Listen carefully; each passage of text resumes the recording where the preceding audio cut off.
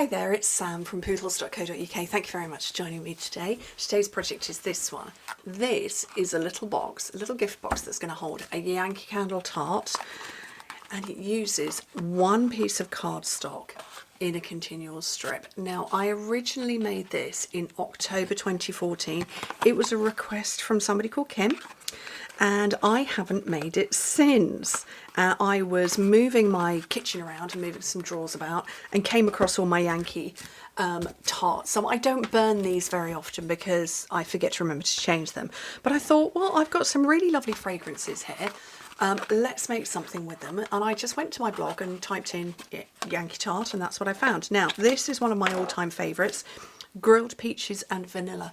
This is a really old Sunday brunch collection, or maybe it was Mother's Day, one of the two, don't remember. And this was part of the same collection, white strawberry Bellini. And yeah, haven't burned them because I love them, or melted them I should say. Then I've got Coastal Living, and this one's Blush Bouquet, which is lovely. But this one is the one that I'm going to go for the colourway with. So that is Coastal Cabana with the paper from the Inked Botanical Suite. I'm just looking at the paper. It's called, I don't know, what's it called? Inked Botanicals paper. There you go. And it's this lovely sort of muted colours with the very vanilla backdrop to it. And this is the one I'm going to use. It was between that one and this one, and I went for this. Right, let's find my measurements. So, the piece of cardstock you need, I'm using Lost Lagoon, is 11 inches long by 4 3/4 inches wide, 28 by 12 centimetres. Okay, so, and look, I thought that was a pretty good colour match. It's not exact, but it's kind of close. Right, on the long side, I'm just looking for the right end of my stylus, score it at, oops, 3/8 of an inch. I'll give you all of the metric in a minute. 3/8, 3 1/8, 3 1/2, 6 1/4, 7 1/4, and 10. I'm reading my measurements thinking, is that right? And in metric, 1, 8, 9, 16, 18 1/2, and 25 1/2. And then on the short side, so you're going to take it so that we've got the short score line, not the deep one. That's going to be at the top. Score it fully from top to bottom at 1 inch and 3 3/4. Okay, and then staying here with this, and again you've got to have the short line at the top, score it down to 1, 2, 3 score lines. If I bring that up, there's one there, then there's the second, and there's the third. We're going to score down to that point at 5/8 of an inch and at 4 1/8 of an inch. Okay, so in metric your full score lines are 2 1/2 and 9 1/2, and your part score lines down to there are 1 1/2 and 10 1/2 centimetres. No, those are more for cut guides than anything else. So, but if you click open, if you're watching this on YouTube, click open the description bar, you will find a hyperlink directly to the blog post that will give you the instructions and measurements for this project in both imperial and metric, so you don't need to write anything down. Okay, so I'm getting all of this going, and you should be able to see these score lines a bit better that I've done now. So this is my part score that goes to there. It's really a cut guide rather than a score line, because the inside of the box sits shallower, like that. It doesn't go all the way up. I did that because back when I created the project, this sits very slightly proud, but if I'd gone deep all the way, you wouldn't have been able to do it from one piece of cardstock, and that's what I wanted to do. Okay, so when you're cutting, if I get close, please focus. There we go. We're not cutting that line, we're cutting this one just to there. And you'll see it when I've done it.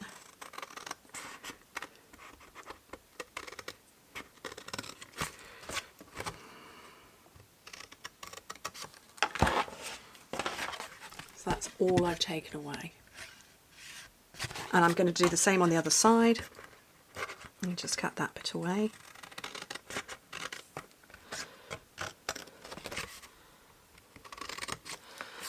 Okay, now I can't really show you this, but inside there are little tabs that are these little squares here. I'm kind of wondering if I need them or not, so I'm going to take a risk and cut them out because I don't feel I need them. And when I made this sample the other day, I followed what I did on my original video from nearly 9 years ago. But this time, and as I was building, I was thinking, I don't need those bits. Let's just get rid of them. What's the point? So let's get rid. Okay. Scooch all that lot out of the way. So you can see where we're beginning to come together. So this bit here, just cutting out. Here's fairly standard for box making. Cut straight on the rectangle, wedge the square. Fairly standard, you've seen me do it hundreds of times on videos. And we're going to do the same now. Okay.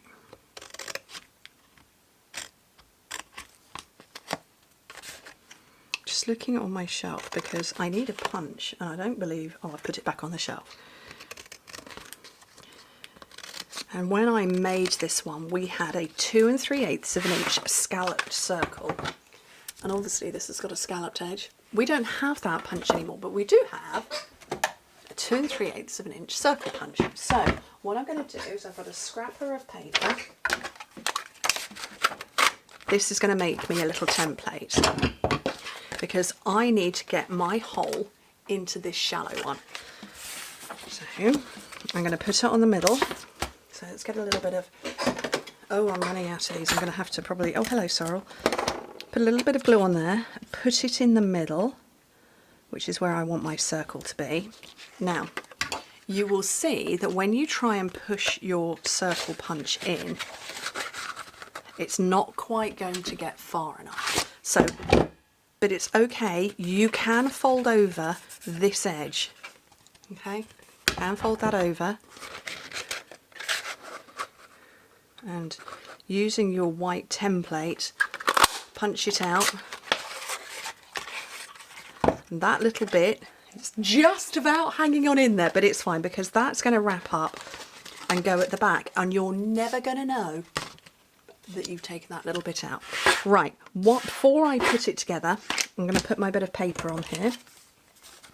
And that's just lovely. It's 2.5 by 2.5 inches. Don't remember what that is in centimetres. 6.5 by 6.5. Oh,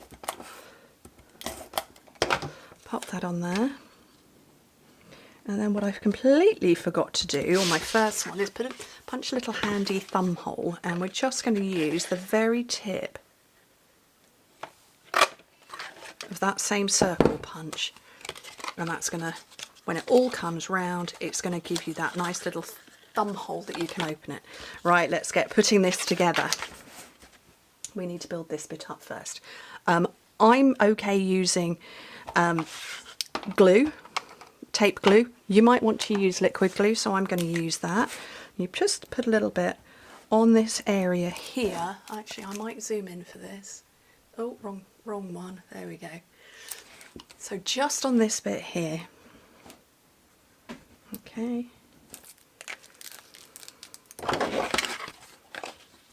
And we're going to fold it to, oh, that would be fauna. I'm going to fold it down and you can see it doesn't meet that line there. And it will stand up, particularly if you push it. So I've now bent it at this angle. And when it stands up, it stands up like that. And this is kind of why I was thinking I don't need the little tabs there. So I'm going to put some glue on this bit. It looks like it's at the wrong angle. It will stand up shortly, because when I go like that and I push those in, oh, I forgot to put that one in. Fold in that back tab and there. Fold in that back tab. I'm trying to do this while keeping this side closed. Oh, got glue all over my fingernails. That is holding up, just like that. I've got glue everywhere. Oh, it was.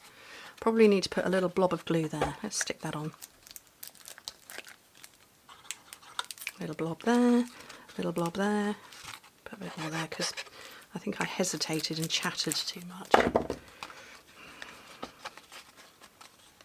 Oh, I've stuck myself to it. There we go. So that's pulling all of that together. So I'm just going to, you know, talk amongst yourselves, and I'm going to zoom back out again just for a short moment, and hopefully that's going to glue up nicely. Look, I've got glue on my thumbnail now. Right, and then while I'm here, I just put a little bit of glue on there, a little bit of glue there. I'm too impatient for wet glue. Sorry, everybody. And then I'm going to bring that round.